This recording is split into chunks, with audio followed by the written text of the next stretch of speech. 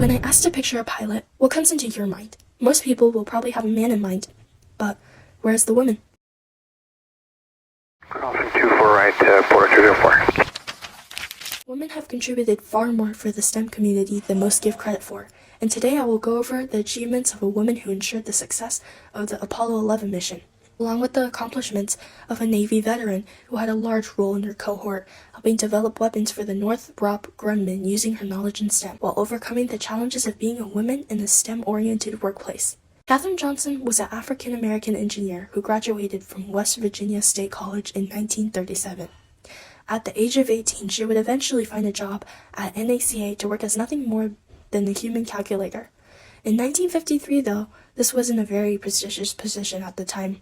She would eventually go on to prove herself to NACA and the whole world with her mathematical and electronic skills as she contributed to Alan Shepard's mission in 1961, and more notably on the Apollo 11 trajectories in 1969. Katherine Johnson would eventually go on to retire from NACA in 1986, but not before given several awards commending her contributions to the association, including the Lunar Orbiter Award for her mathematical contributions that helped pave the way for future space missions. Her retirement from NACA wouldn't be the end of her appreciation, however, as she would eventually receive the Presidential Medal of Freedom in 2015 and a Congressional Gold Medal in 2019.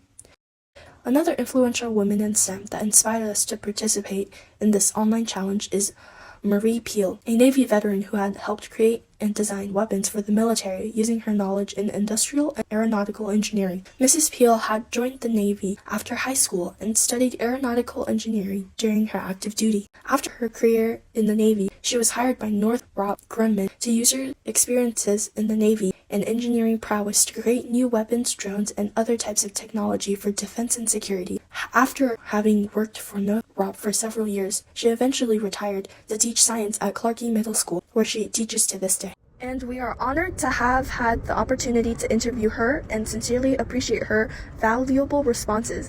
As a woman in STEM, what challenges did you face? I will say, if you come in there with a fresh mind, just curious, wonder, and not afraid to just make mistakes, it makes a lot of those challenges, such as more men in the room versus women in the room, a little bit better, because now you're coming in kind of like the underdog, because like I said, and coming in with fresh ideas. The challenge for me when it started was understanding that I could be me and still be successful. They want to know what can you bring to the team versus, the outfit of the week or the personality of the week. The more you bring to the table, the more ideas, the more people are going to call you in those meetings, and the more you're going to move up. It's just how it works.